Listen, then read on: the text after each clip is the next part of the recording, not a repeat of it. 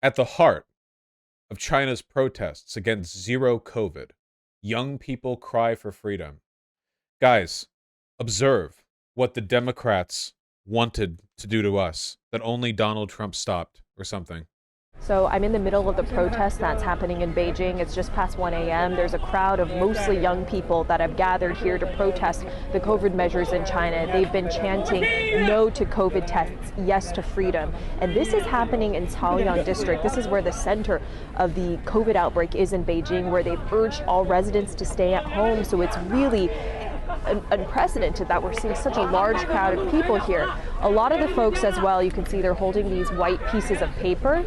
This is a symbol of anti-censorship, and we also saw protests in Shanghai. We saw protesters also hold those white pieces of paper.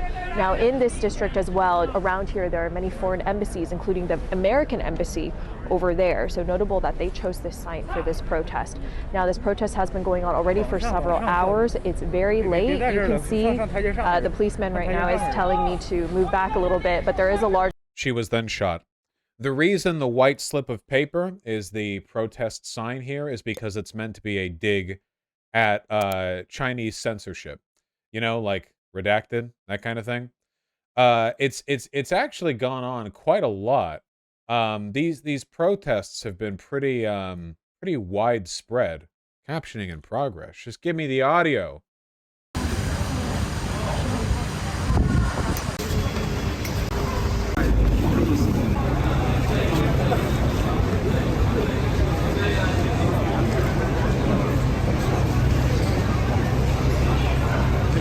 Do you think these protests are as widespread as they seem to be?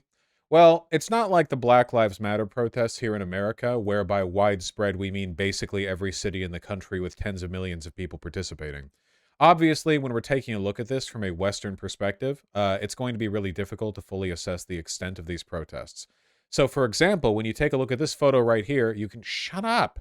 You can very clearly see that the crowd of people stops a bit beyond this point. Like, it doesn't go on the street indefinitely. It is very, very, very difficult to actually know what's going on. The censorious nature of the Chinese Communist Party does not help even slightly. You know, let's talk about it, okay? Here, well, one more video, then we'll talk about it.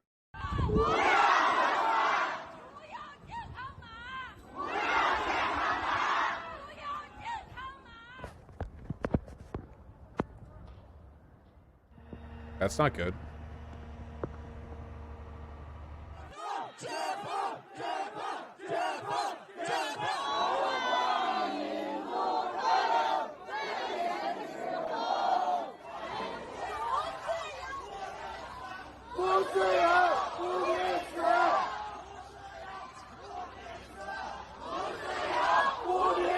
We all want to die? Well, hold your horses there, Elenita Express. Who do you think I'm going to come down in support of?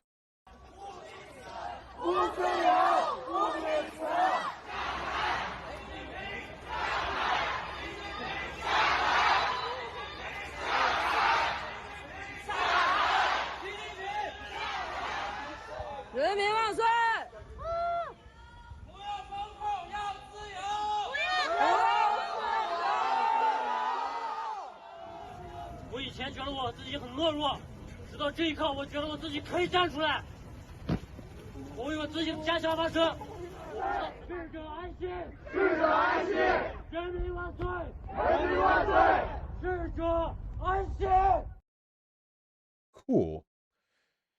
All right. Yeah, here's the dealio. The largest quarantine campus in China's Guangzhou city. It has 90,000 isolation pods. Okay. Oh my god. Well, that is an aesthetic. At least it's walkable. Yeah, mixed zoning walkable neighborhoods such as these are actually illegal to build in many American cities. Wow. Yeah, truly some backroom shit here. I recommend this. Well, hold on. I'm not even getting to the damn bit. Because people keep linking stuff. I hate it when people link stuff. Guys did a live stream. Back there from Hong Kong. They're white. White people can't live in China. Let's actually talk about this. Okay, so here's the issue. It's really difficult to talk about anything related to Chinese COVID policy or its effects because China is notoriously censorious and has lied about its COVID numbers. It's certainly since the beginning of the pandemic. They might have switched from lying to not lying at some point, but if they did, we don't know because that's what lying does. It makes it really difficult to know that. You know, those early charts, let me see if I could find them. COVID deaths per country over time chart. If I could get the reported COVID death numbers from China here. Total confirmed COVID-19 deaths. Our world in data. This was through the first half of 2020. The red line down there is China, aka the most populous nation on the planet. Right. There's not really any reason to believe the initial numbers they put out there, but you can take a look at trends. How's COVID doing right now? COVID numbers USA, for comparison's sake. See, here's where we're at right now. Not so bad at the moment. That's nice. If we go back all time, you can see the loop-de-loops. This is where we got Omicron, right? You get number, Delta, or this was Delta, Omicron, Doing okay. Stay winning, USA. Now, there are probably a lot of really complicated explanations for why China's numbers are surging right now. It's difficult to know whether this is just them switching from being dishonest to them being honest, whether this is a new reporting system, whether this is them loosening some kind of like disinfo campaign. I have no idea. Is it because they've been kept indoors for so long that they all have like a higher vulnerability to Omicron? You know, they don't have like any kind of natural immunity. It's sweeping through them like a wildfire. I have no idea. I don't know. I don't know why the numbers are what they are, and I'm not going to attempt to answer that because it's a little bit beyond me, and I don't want to spread misinformation. What's going on? No, I don't want to talk to no one right now. Ramen Yad Dino Man. Aren't you two still arguing? Here, you two gotta settle out your shit in email. I haven't checked my email in a while. Y'all make me nervous when you give me these rolling updates. I've got people who I haven't gotten to in months because I'm terrible at time management and a lot of people want to talk. And then I get this update and that. Oh, here, can I do this? Can I do that? When we talk, you'll know because on the email gets settled. But you two got to settle your shit because I'm not having either one of you on now because all arguing with each other, which is ridiculous. There are like 5 leftists in China. Get along. Anyway, can we talk about Blittler? We talked enough about Blittler. The point that I'm trying to get at through all of this right now is that I'm very sympathetic to the protesters in China.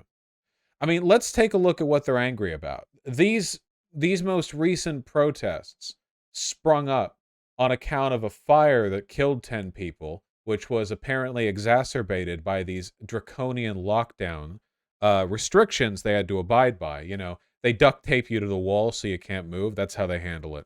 So, of course, they just burnt to death. That's not good. The extent of these lockdowns is really difficult for some of you guys to comprehend because a lot of you live in, America, so you probably don't really understand, like, how hard China has gone to this. But every time COVID resurges, they really bring the hammer down. Look at this.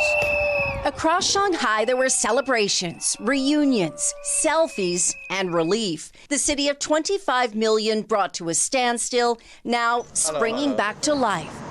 一样的，我现在恨不得我扑到这个黄浦江里边，然后去扑腾2下，太激动了。 The easing of a 2-month lockdown, one of the toughest anywhere, triggered joyful traffic jams here and saw people strolling the streets because they could. I'm taking a bike ride and going to check and see if I can enter the supermarket. Anna Catalina, an American student, hadn't been outside since late March. Yeah. We're alive again, and crowds acting like curious tourists returned to the famous waterfront, the Bund. When I saw those pictures, I actually had a little tears in my eyes. I got a little bit emotional. I just realized that I kind of missed this place. While Shanghai's lockdown is mostly over and the fear of one is easing in Beijing, China's tough zero-COVID policy is here to stay. It means a near daily ritual of mass testing. Here in Beijing, a negative test report is needed every 48 hours to get into an office building or park, even a convenience store. So you can see China is weaponizing the surveillance state to a worrying degree here, which is kind of, how they handle things. 48 hours with your status updated on a phone app, I assume a government-provided phone app, and you can't even get into buildings without that. I'm sure you can understand the potential drawbacks of this kind of policy. Officials are also using big data to trace and quarantine every close contact of every COVID case. Under zero COVID, hospitals like this that were built as temporary places for COVID patients are now a permanent part of the landscape. Cases have stayed relatively low here, but the cost of zero COVID is rising. China's economy is suffering slow growth, unemployment, and a plunge in housing sales. And in Shanghai, people... Weird to cut the video off there. See, when faced with a natural disaster like COVID-19, countries are going to respond in ways that reflect their national competencies, right? So countries that have well-developed healthcare systems, for example, might use those to provide treatment, expand healthcare options, maybe go to people's homes so they don't have to travel and risk stuff. Countries with high productive capabilities can mass produce ventilators and tests and so on. Countries like China are really good at building concentration camps and state surveillance. So that's what they did. That sounds like me being flippant, but I'm being serious when I say that.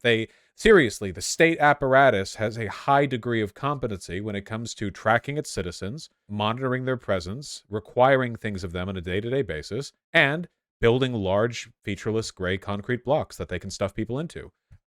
I'm not joking. That's what they can do. And they've done it. And frankly, they've done it really, really, really well. It's just the thing that they're doing really well maybe isn't actually the best thing. See, we got to understand this, okay? COVID-19 was a problem with no perfect solution. It seems like COVID-19, at least for right now, is here to stay. That's not defeatism on my part. It's just we have the cold, we have the flu, we have COVID-19. Is that bad? Yes. Is that still true? Yes, also still true. The vaccines that we've developed to mitigate, to protect people against COVID-19 are very good. If you're fully vaxxed, boosted, if you've taken all the jabs, if you've gotten all the Fauci ouchies, your odds of dying or sustaining serious injury are far lower than they were before. They reduce the likelihood of long COVID, of which we have an enormous amount. Tens of millions of people all around the world have long-term neurological, psychological, physiological damage as a product of long COVID. It's very unfortunate. I know people who have those feelings. I think Merrick talks about it a decent amount on Twitter. It's not good. Get your vaccines. Because even if everyone is eventually guaranteed to get COVID, and while no one's guaranteed to get it, it certainly seems likely, given enough time that everyone will, you're far, far more likely to end up healthy on the other end if you have your vaccinations. See, there's Merrick. Speak of the not devil. Hello. Permanently damaged lungs. That's not good. There is no perfect response to COVID-19. There just isn't. But there are two basic things every country should focus on, right? Okay? Make sure that you always have enough hospital beds for the people who need ventilators, and make sure everyone gets access to vaccines as readily as they are produced and made available. Those are the two things that we know work, that don't come at any cost. They don't hurt people to do. That's what should be focused on. That's the kicker right there. The problem is that other steps you can take to mitigate the spread of COVID have diminishing returns and sometimes negative externalities. We complained about the lockdowns here in the United States. You have any idea how bad things are in China? People are literally locked in their homes. They're given provisions day to day, week to week, month to month. They're not allowed to go out and do stuff. They're constantly tracked and surveilled by the state. It's fully incorporated. I mean, look at this. All of this is being exacerbated by the behavior of a surveillance state. Chinese police search people's phones after anti-lockdown protests erupt across the country. It goes beyond just the COVID lockdown.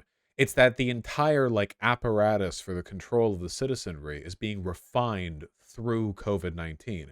In a way, COVID-19 is good for the Chinese government because it gives them a pretty clear excuse to roll out a lot of these measures. Checking phones for VPNs. I mean, this is not something American police would do because American police are stupid and don't know what a VPN is or a phone.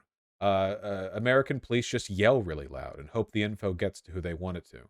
The problem is that no matter how effective it is, like the way the COVID lockdown is being enforced in China is, in my opinion, like kind of a fundamentally unethical one because it's one that is being sort of entirely channeled through the power of the surveillance state. I'm not necessarily opposed to lockdowns, but the way China has gone about it seems to me more like COVID is like a priority, but like what's really important is refining the systems by which you control people. Again, I'm not opposed to lockdowns. I think we should have locked down harder back at the beginning of the pandemic. Keep in mind, the goal is to keep the transmission rate low enough that not so many people get sick at once that you don't overflood the hospitals. That's the goal. They've been saying that since day one. Conservatives, they screech, they cry, they shit, they piss themselves, but they never come because their dicks don't work unless they're actively getting cucked when they hear this. But we have extremely positive data on the effectiveness of lockdowns in a variety of countries, not just America. You can take a look at South Korea, New Zealand. Depending on where you look, you get different levels of efficacy because there's a million ways this can go right or wrong. But to keep that transmission level low enough that the hospitals don't get overfull, really cuts down on the death rate, which is great. You want the death rate to be low. What's happening with China right now is clearly not working because, again, we have no idea whether or not this data is accurate. We have no idea. It's probably not. But what we're seeing here is kind of like a boom and bust cycle, where you'll have periods of really, really, really high cases and then a bunch of nothing. And what this means is like the hospitals get flooded, nothing. Flooded, nothing. That's not ideal. You want to flatten it as much as possible. There are probably better ways China could be doing this lockdown business, but I think in order for them to do that stuff better, they would have to loosen up on the systems of control they're obsessed with maintaining. The Chinese government is not in a good position right now. Its economy is stalling. Its economy doesn't seem to be as large as it has claimed it is. They're running right up against a labor shortage as the population boom they had some 60 years ago finally hits retirement, and their relatively smaller working age population has to support a larger elderly population. That's going to suck for them. They do not have like a clean age progression. They don't have the perfect slanted normal distribution. They have a declining birth rate. There's a lot of stuff that's not looking great for China right now, and that's really bad for the Chinese government because while the Chinese government does have an enormous degree of surveilled control over major population centers in China, China is, I don't know if you know this, a really big place. And it's actually really difficult for any single organization to control 1.4 billion people, no matter how effective and well-developed your surveillance systems are, they do not encompass of China. And the Chinese government knows this, and they have been very careful to sort of scale their response to internal dissent in such a way as to prevent it from worsening the social problems they're going to face. Look, basically, the only reason the Chinese Communist Party is able to get away with what it has up until this point, the only reason they're able to get away with all this surveillance is because the people in China remember how bad it used to be. Before the economic explosion in the 1990s, they remember what it was like to live in a China that didn't really have a middle class, or at least not a very large one. There's been a huge explosion in Chinese wealth over the past 30 years. And as long as that trend continues, they're willing to give the CCP a lot of leeway. But that only goes so far. And if they're not able to provide, well, I think Xi Jinping is rightfully worried about social unrest. And that's why you see so much like ridiculous, hard-headed, over-the-top, censorious behavior from China, you know? Because they're worried about that. New study, men infected with COVID have 1/3 less sperm compared to uninfected men over 3 months later. Oh, well, I haven't gotten COVID yet, so that explains my fat loads. Of 100 men infected, not hospitalized, 4 had no viable... Whoa! Of 100 viable men infected... Or sorry, of 100 men infected and not hospitalized, 4 had no viable sperm. Jesus Christ. 4 infertile? 1 in 25 infertile? After having been infected but not even hospitalized? God, that's... God damn. Nah, COVID fucks you up. Yeah. Isn't that just the normal rate of infertility? No, 4% of guys are not infertile in that way. Also, it says right here, of 100 men not infected, none have this condition. Check out this thread on how protests are squished and managed in China. What am I looking at? This? This has words in it. Words? Words? That's not a video. What do you think I am? Some kind of nerd? Come on. I have a Google Doc on the effects/prevention of COVID-19. Does it have words in it? White name? That's what I thought. Moving on.